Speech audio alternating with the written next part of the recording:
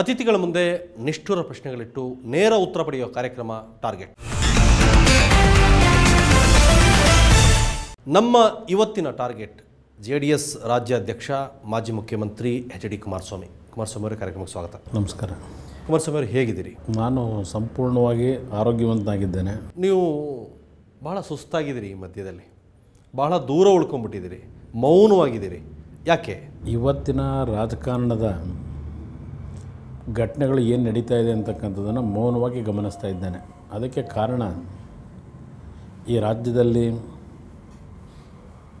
ಬಹುಶಃ BJPಯ ಸರ್ಕಾರ ಬಂದ ನಂತರ ಹಲವಾರು ಉಪಚುನಾವಣೆಗಳು ನಡೆಸಿದ್ದೇವೆ. ಆಪರೇಷನ್ ಕಮಲದ ಹೆಸರಿನಲ್ಲಿ ನಡೆದಂಥ ಚುನಾವಣೆಗಳು, ಲೋಕಸಭಾ ಚುನಾವಣೆಗಳನ್ನು ನಡೆಸಿದ್ದೇವೆ. ಹೀಗೆ ಸತತವಾಗಿ ವಿಶ್ರಾಂತಿ ಇಲ್ಲದೆ ದುಡಿಮೆಯನ್ನು ಮಾಡಿದ್ದೇವೆ. ಅದರ ಜೊತೆಗೆ BJPಯ ಸರ್ಕಾರದ ಹಲವಾರು ಅಕ್ರಮಗಳನ್ನು ಬಯಲಿಗೆ ತರತಕ್ಕಂಥದ್ರಲ್ಲೂ ಬಹುಶಃ ಕೇಂದ್ರದಲ್ಲಿ ನಡೀತಾ ಇರತಕ್ಕಂಥ ಭ್ರಷ್ಟಾಚಾರದ ವಿಷಯಗಳಿಗಿಂತಲೂ ದೊಡ್ಡ ಮಟ್ಟದ ಭ್ರಷ್ಟಾಚಾರ ಈ ರಾಜ್ಯದಲ್ಲಿ ನಡೆದಿರ್ತಕ್ಕಂಥ ವಿಷಯಗಳನ್ನು ದಾಖಲೆಗಳ ಸಮೇತವೇ ಜನತೆ ಮುಂದೆ ಇಟ್ಟಿದ್ದೇನೆ. ರಾಜ್ಯದ ಜನತೆಗೆ ಮತ್ತು ನನಗೆ ಅನ್ನಿಸ್ತಾ ಇದೆ, ನೀವು ಯಡಿಯೂರಪ್ಪ ವಿರುದ್ಧ ಹೋರಾಟ ಮಾಡಿ ಗಾಳಿಯ ಜೊತೆ ಗುದ್ದಾಟ ಮಾಡ್ದಂಗೆ ಮಾಡಿ ಸುಸ್ತಾಗಿದ್ದೀರಿ. ಇದು ಯಡಿಯೂರಪ್ಪನವರ ವಿರುದ್ಧ ಹೋರಾಟ ಮಾಡಿರ್ತಕ್ಕಂಥದ್ದಲ್ಲ. ಈ ಸರ್ಕಾರದ ಹಲವಾರು ರೀತಿಯ ಭ್ರಷ್ಟ ಹಗರಣಗಳೇನಿದ್ದಾವೆ, ಕಾನೂನುಬಾಹಿರ ಚಟುವಟಿಕೆಗಳೇನಿದ್ದಾವೆ, ಅದರ ವಿರುದ್ಧ ನನ್ನ ಹೋರಾಟ. ಇದು ಯಡಿಯೂರಪ್ಪನವರ ವಿರುದ್ಧವಾದಂಥ ಹೋರಾಟವೂ ಅಲ್ಲ, BJPಯ ಪಕ್ಷದ ವಿರುದ್ಧವೂ ಹೋರಾಟ ಅಲ್ಲ. ಸರ್ಕಾರ ದಾರಿ ತಪ್ಪಿ ಹೋಗಿರ್ತಕ್ಕಂಥ ವಿಷಯಗಳನ್ನು ಆಧಾರವಾಗಿಟ್ಟು ನಮ್ಮ ಹೋರಾಟವನ್ನು ನಡೆಸಿದ್ದೇನೆ. ಇದರಲ್ಲಿ ಸುಸ್ತಂತಕ್ಕದ್ದಾಗಲಿ ಇಲ್ಲ ವಿರಾಮ ಆಗ್ತಕ್ಕಂಥದ್ದಾಗಲಿ ಪ್ರಶ್ನೆ ಉದ್ಭವ ಆಗೋದಿಲ್ಲ. ಆದರೆ ಇತ್ತೀಚಿನ ಸುಪ್ರೀಂ ಕೋರ್ಟ್ನ ಒಂದು ತೀರ್ಪು ಬಂದ ನಂತರ 16 ಅನರ್ಹ ಶಾಸಕರ ವಿಷಯದಲ್ಲಿ ನಡೆದಂಥ ಘಟನೆಗಳನ್ನು ಮೌನವಾಗಿ ಗಮನಿಸ್ತಾ ಇದ್ದೇನೆ. ಯಾಕೆಂದರೆ ಈಗ BJP ಸರ್ಕಾರ ಅಂತ ಇದ್ದೀರಿ, ಆದರೆ ಇಲ್ಲಿವರೆಗಿನ ತಮ್ಮ ಹೇಳಿಕೆಯ ಪ್ರಕಾರ ತಮ್ಮ ಹೋರಾಟ ಇದ್ದಿದ್ದು ಒಂದೇ, ಮುಖ್ಯಮಂತ್ರಿ ಯಡಿಯೂರಪ್ಪ ಅವರ ವಿರುದ್ಧನೇ ದಾಖಲೆಗಳನ್ನು ತೆಗೆದಿದ್ದು, ಅವರ ಬಗ್ಗೆನೇ ಮಾತಾಡಿದ್ರಿ. ಸ್ವಜನ ಪಕ್ಷಪಾತ ಆಯಿತು, ಮತ್ತು ಅವರು ಫೇವರಿಸಮ್ ಮಾಡ್ಕೊಂಡಿದ್ದಾರೆ ಅನ್ನೋದು, ಈ ರೀತಿ ಅನೇಕ ವಿಚಾರಗಳನ್ನು ತಾವು ತೆಗೆದಿದ್ದು, ಅವರು ಸ್ವತಃ ಭ್ರಷ್ಟಾಚಾರದಲ್ಲಿ ಭಾಗಿಯಾಗಿದ್ದಾರೆ ಅನ್ನೋ ವಿಚಾರನೇ ಮಾಡ್ತಾ ಹೋದ್ರಿ. ಆದರೆ ಯಡಿಯೂರಪ್ಪನವ್ರನ್ನ ಏನೂ ಮಾಡೋಕ್ಕಾಗಲಿಲ್ಲ. ಅದಕ್ಕೋಸ್ಕರ ಈಗ ಮಾತು ಬದಲಾಯಿಸಿ BJP ಸರ್ಕಾರ ಅಂತ ಹೇಳಕ್ಕೆ ಶುರು ಮಾಡಿದ್ರು. ನಾನು ಇಲ್ಲಿಯವರೆಗೆ ಈ ಸರ್ಕಾರದ ಭ್ರಷ್ಟಾಚಾರದ ಬಗ್ಗೆ ಚರ್ಚೆಗಳನ್ನು ಮಾಡಿದಾಗ, ಈ ಸರ್ಕಾರ ದಾರಿ ತಪ್ಪಿ ಹೋಗಿರ್ತಕ್ಕಂಥ ವಿಷಯಗಳನ್ನು ಪ್ರಸ್ತಾಪ ಮಾಡಿದಾಗ ಬಹುಶಃ 100 ಬಾರಿ ಹೇಳಿದ್ದೇನೆ, ಇದು ಯಡಿಯೂರಪ್ಪನವರ ಮತ್ತು ನನ್ನ ಮಧ್ಯೆ ನಡೀತಾ ಇರತಕ್ಕಂಥ ಹೋರಾಟ ಅಲ್ಲ. ಈ ಸರ್ಕಾರದ ಒಬ್ಬ ನಾಯಕರಾಗಿ, ಮುಖ್ಯಮಂತ್ರಿಯಾಗಿ, ಅಂದರೆ ಅದು ವೈಯಕ್ತಿಕವಾದಂಥ ಯಡಿಯೂರಪ್ಪನವರಲ್ಲ ನಾನು ಹೋರಾಟ ಮಾಡಿರೋದು. ಈ ರಾಜ್ಯದ 6 ಕೋಟಿ ಜನತೆಯನ್ನು ಪ್ರತಿನಿಧಿಸ್ತಕ್ಕಂಥ ಒಬ್ಬ ಜವಾಬ್ದಾರಿಯುತವಾದಂಥ ಮುಖ್ಯಮಂತ್ರಿ ದಾರಿ ತಪ್ಪಿ ಹೋಗಿರ್ತಕ್ಕಂಥ ವಿಷಯಗಳ ಮುಖ್ಯಮಂತ್ರಿ ಯಡಿಯೂರಪ್ಪನವರ ವಿರುದ್ಧ ನನ್ನ ಹೋರಾಟ. ಇಲ್ಲಿ ವೈಯಕ್ತಿಕವಾದಂಥ ಹೋರಾಟ ಅಲ್ಲ. ಇದು ಒಂದು ವಿರೋಧ ಪಕ್ಷದ ಸ್ಥಾನದಲ್ಲಿ ಕೂತು ಕೆಲಸ ನಿರ್ವಹಿಸಬೇಕಾದ್ರೆ ನಾವು ನಮ್ಮ ಕರ್ತವ್ಯವನ್ನು ನಿರ್ವಹಿಸಬೇಕಾಗಿದೆ. ಆ ಕರ್ತವ್ಯವನ್ನು ನಿರ್ವಹಿಸ್ತಕ್ಕಂಥದ್ರ ಕಡೆ ಗಮನ ಕೊಟ್ಟಿದ್ದೇನೆ. ತಾವು ಏನೇ ಹೋರಾಟ ಮಾಡಿದರೂ ಯಾವ ಹಂತದಲ್ಲೂ ಯಶಸ್ಸುಗಳಿಸಲಿಲ್ಲ. ತಾವೀಗೇನು ಹೇಳ್ತಾ ಹೋಗ್ತೀರಿ ಅದರಲ್ಲಿ? ತಾವು ಚುನಾವಣೆಯಲ್ಲಿ ಗೆಲ್ಲಕ್ಕಾಗಲಿಲ್ಲ, ಕಾನೂನು ಹೋರಾಟದಲ್ಲಿ ಗೆಲ್ಲಕ್ಕಾಗಲಿಲ್ಲ, ರಾಜ್ಯಪಾಲರು ಕಳಿಸಿದ ಅವರ ಶಿಫಾರಸು ಪತ್ರವನ್ನು ಇಟ್ಟುಕೊಂಡೂ ಕೂಡ ಕುಮಾರಸ್ವಾಮಿ ಏನೆಲ್ಲ ಪ್ರಯತ್ನ ಪಟ್ಟರು, ಆದರೂ ಏನೂ ಮಾಡೋಕ್ಕೆ ಆಗಲಿಲ್ಲ ನಿಮ್ಮ ಕೈಯಲ್ಲಿ. ಅಂದಮೇಲೆ ನಿಮ್ಮ ಹೋರಾಟದ ಅರ್ಥ ಏನು, ಅದ್ರ ಹಿನ್ನೆಲೆ ಏನು, ಯಾಕೆ ಮಾಡಿದ್ರಿ ಈ ಹೋರಾಟ?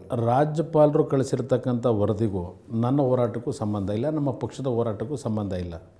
ರಾಜ್ಯಪಾಲರು ಒಂದು ಸಂವಿಧಾನದ ಚೌಕಟ್ಟಿನ ಮುಖ್ಯಸ್ಥರಾಗಿ ಈ ರಾಜ್ಯವನ್ನು ಪ್ರತಿನಿಧಿಸ್ತಕ್ಕಂಥ ಸಂದರ್ಭದಲ್ಲಿ ಅವರಿಗೆ ಸಿಕ್ಕಿರತಕ್ಕಂಥ ಹಲವಾರು ದಾಖಲೆಗಳ ಮಾಹಿತಿಗಳ ಆಧಾರದ ಮೇಲೆ ಕೇಂದ್ರ ಸರ್ಕಾರಕ್ಕೆ ಅವರು ಪ್ರತಿ ಸಂದರ್ಭದಲ್ಲೂ ಒಬ್ಬ ರಾಜ್ಯಪಾಲರ ಕೆಲಸ, ಒಂದು ರಾಜ್ಯದಲ್ಲಿ ನಡೆಯತಕ್ಕಂಥ ಹಲವಾರು ತಪ್ಪುಗಳನ್ನು ಕೇಂದ್ರ ಸರ್ಕಾರಕ್ಕೆ ಕೊಡ್ತಕ್ಕಂಥದ್ದು ಅವ್ರ ಜವಾಬ್ದಾರಿ. ಆ ಒಂದು ವಿಷಯಗಳನ್ನು ಕಳಿಸ್ತಕ್ಕಂಥದ್ದು ಅವರು ನಿರ್ವಹಿಸಿದ್ದಾರೆ. ಆ ವಿಷಯಗಳನ್ನು ಗಮನಿಸಿದ್ದೇವೆ. ಈಗ ರಾಜ್ಯಪಾಲರು ಕಳಿಸಿರ್ತಕ್ಕಂಥ ವರದಿಯನ್ನು ಇವತ್ತು ಕೇಂದ್ರ ಸರ್ಕಾರ ಯಾವ ರೀತಿ ತೀರ್ಮಾನಕ್ಕೆ ಬಂದ್ಕೊಂಡಿದ್ದಾರೆ ಮತ್ತು ರಾಜ್ಯ ಸರ್ಕಾರಕ್ಕೆ ಏನು ಕೆಲವು ಸಲಹೆ ಕೊಟ್ಟಿದ್ದಾರೆ ತಪ್ಪು ಮಾಡಿದ್ದೀರಿ ಅಂತ ಹೇಳಿ, ಅದಕ್ಕೆ ನಮ್ಮ ಮುಖ್ಯಮಂತ್ರಿಗಳು ಏನು ಉತ್ತರಗಳನ್ನು ಕೊಟ್ಟಿದ್ದಾರೆ, ಇದು ಒಂದು ಭಾಗ. ಆದರೆ ಒಂದು ಹೇಳಲಿಕ್ಕೆ ಬಯಸ್ತೀನಿ, ಕಾನೂನಿನ ಒಂದು ಹೋರಾಟ ಈಗ ಪ್ರಾರಂಭ ಆಗಿದೆ. ಈಗಾಗಲೇ ರಾಜ್ಯದಲ್ಲಿ 2 ಗೌರವಾನ್ವಿತ ವಕೀಲರುಗಳು ರಾಜ್ಯಪಾಲರ ಮುಂದೆ ಒಂದು ಪ್ರಾಸಿಕ್ಯೂಷನ್ಗೆ ಅನುಮತಿಯನ್ನು ಕೇಳಿ ಅವರೇನು ಅನುಮತಿಯನ್ನು ಪಡೆದು ಇವತ್ತು ಹೋರಾಟಕ್ಕೆ ಹೊರಟಿದ್ದಾರೆ. ಅದರ ಬಗ್ಗೆ ಇವತ್ತು ನಮ್ಮ ಮುಖ್ಯಮಂತ್ರಿಗಳ ಕುಟುಂಬ ವರ್ಗದವರು ತಡೆಯಾಜ್ಞೆ ತಂದಿರತಕ್ಕಂಥದ್ದು. ಅಲ್ಲೂ ಕೂಡ ಒಂದು ಅನುಮಾನ ಇದೆ, ಅವ್ರ ಹಿಂದೆನೂ ಕೂಡ ಕುಮಾರಸ್ವಾಮಿ ಅವರಿದ್ದೀರಿ. ನಾವು ಈ ರಾಜ್ಯದ ಒಬ್ಬ ಜವಾಬ್ದಾರಿಯುತವಾದಂಥ ವಕೀಲರಾಗಿ ಈ ರಾಜ್ಯದಲ್ಲಿ ನಡೀತಾ ಇರತಕ್ಕಂಥ ಅಕ್ರಮಗಳನ್ನು ಇವತ್ತು ಹೊರಗೆ ತರತಕ್ಕಂಥದ್ದು ಸಂದರ್ಭದಲ್ಲಿ ಇವತ್ತು ಕಾನೂನನ್ನ ಹೋರಾಟ ಮಾಡಬೇಕಾಗಿರ್ತಕ್ಕಂಥದ್ದು ನಮ್ಮೆಲ್ಲರ ಕರ್ತವ್ಯ ಇದೆ ಅಂತೇಳಿ ಹೋರಾಟ ನಡೆಸ್ತಾ ಇದ್ದಾರೆ. ಅದರಲ್ಲಿ ನಾವು ದಾಖಲೆಗಳನ್ನು ಹೊರಗೆ ಬಿಟ್ಟಂಥ ಸಂದರ್ಭದಲ್ಲಿ ಜನತೆ ಮುಂದೆ ಇಟ್ಟಂಥ ವಿಷಯಗಳನ್ನೇ ಆಧರಿಸಿ ಅವರು ರಾಜ್ಯಪಾಲರ ಮುಂದೆ ಏನು ಹೋಗಿದ್ದಾರೆ. ಅದರ ಹಿನ್ನೆಲೆಯಲ್ಲಿ ಕೆಲವ್ರಿಗೆ ಅನುಮಾನಗಳಿರ್ಬೋದು. ಆದರೆ ಇವತ್ತು ಅವ್ರ ಹೋರಾಟಕ್ಕೆ ನಾನು ನಿಜಕ್ಕೂ ಅಭಿನಂದಿಸ್ತೀನಿ ಅವರಿಗೆ, ಆ ಇಬ್ಬರು ವಕೀಲರುಗಳಿಗೆ. ಈ ರಾಜ್ಯದಲ್ಲಿ ಹಲವಾರು ರೀತಿಯ ಒತ್ತಡಗಳಿದ್ದರೂ ಆ ವಕೀಲರುಗಳು ಧೈರ್ಯವಾಗಿ ಇವತ್ತು ಈ ಒಂದು ಹೋರಾಟ ನಡೆಸ್ತಾ ಇದ್ದಾರೆ. ಅದಕ್ಕೆ ನಾನು ಒಬ್ಬ ಸಾಮಾನ್ಯ ಪ್ರಜೆಯಾಗಿ ಅವರಿಗೆ ಬೆಂಬಲ ಕೊಡ್ತಕ್ಕಂಥದ್ದು ನನ್ನ ಜವಾಬ್ದಾರಿಯೂ ಇದೆ. ವಿರೋಧ ಪಕ್ಷ ಕಾಂಗ್ರೆಸ್ಗಿಂತಲೂ ಅತ್ಯಂತ ಹೆಚ್ಚು BJP ಸರ್ಕಾರಕ್ಕೆ ಯಡಿಯೂರಪ್ಪ ಅವರಿಗೆ ತೊಂದರೆ ಕೊಟ್ಟಿದ್ದು ಕುಮಾರಸ್ವಾಮಿ ಮತ್ತು ನಿಮ್ಮ ಪಕ್ಷ. ಪದೇ ಪದೇ ಅದನ್ನು ಕೂಡ ಮುಖ್ಯಮಂತ್ರಿಗಳು ಹೇಳಿದ್ದಾರೆ. ಜೊತೆಗೆ ನಿಮ್ಮ ಯಾವುದೇ ಕ್ರಿಯೆಗೆ ಪ್ರತಿಕ್ರಿಯೆ ನಾನು ನೀಡಲ್ಲ ಅನ್ನೋ ಮಟ್ಟಕ್ಕೂ ಮಾತುಗಳನ್ನು ಆಡಿದ್ದಾರೆ. ಅಂದರೆ ತಾವು ವೈಯಕ್ತಿಕವಾಗಿ ಏನೋ ಮನಸ್ಸಿನಲ್ಲಿಟ್ಕೊಂಡು ಅವ್ರ ವಿರುದ್ಧ ಹೋರಾಟ ಮಾಡ್ತಾ ಇದ್ದೀರಿ. ಯಡಿಯೂರಪ್ಪ ಅವರು ಈ ರಾಜ್ಯದ ಮುಖ್ಯಮಂತ್ರಿ ಆಗಿರೋದು ನಿಮಗೆ ಸಹಿಸೋಕ್ಕಾಗ್ತಾ ಇಲ್ಲ, ಅದಕ್ಕಾಗಿ ಇವೆಲ್ಲ ಮಾಡ್ತಾ ಇದ್ದೀರಿ ನೀವು. ಈಗ ಯಡಿಯೂರಪ್ಪನವರು ಮುಖ್ಯಮಂತ್ರಿಗಳಾದಂಥ ಸಂದರ್ಭದಲ್ಲಿ ನಾವು ಅವ್ರ ವಿರುದ್ಧ ಏನಾದರೂ ಹೋರಾಟ ಪ್ರಾರಂಭ ಮಾಡಿದ್ವಿ. ಈ ಹೋರಾಟ ಪ್ರಾರಂಭ ಆಗಿದ್ದು ಎಲ್ಲಿಂದ? ಈ ಸರ್ಕಾರ ಅನೈತಿಕವಾಗಿ ಸಂವಿಧಾನದ ಒಂದು ಚೌಕಟ್ಟಿನಲ್ಲಿ ಕೆಲಸ ನಿರ್ವಹಿಸಿದೆ. ಪ್ರಜಾಪ್ರಭುತ್ವದ ವ್ಯವಸ್ಥೆಯನ್ನೇ ಬುಡಮೇಲೆ ಮಾಡ್ತಕ್ಕಂಥ ಒಂದು ಉದ್ದಟತನದಲ್ಲಿ ಹೊರಟಂಥ ಸಂದರ್ಭದಲ್ಲಿ ಜವಾಬ್ದಾರಿಯುತವಾದ ಪ್ರತಿಪಕ್ಷದ ಪಕ್ಷವಾಗಿ ನಾವು ಕೆಲಸ ನಿರ್ವಹಿಸಿದ್ದೇವೆ.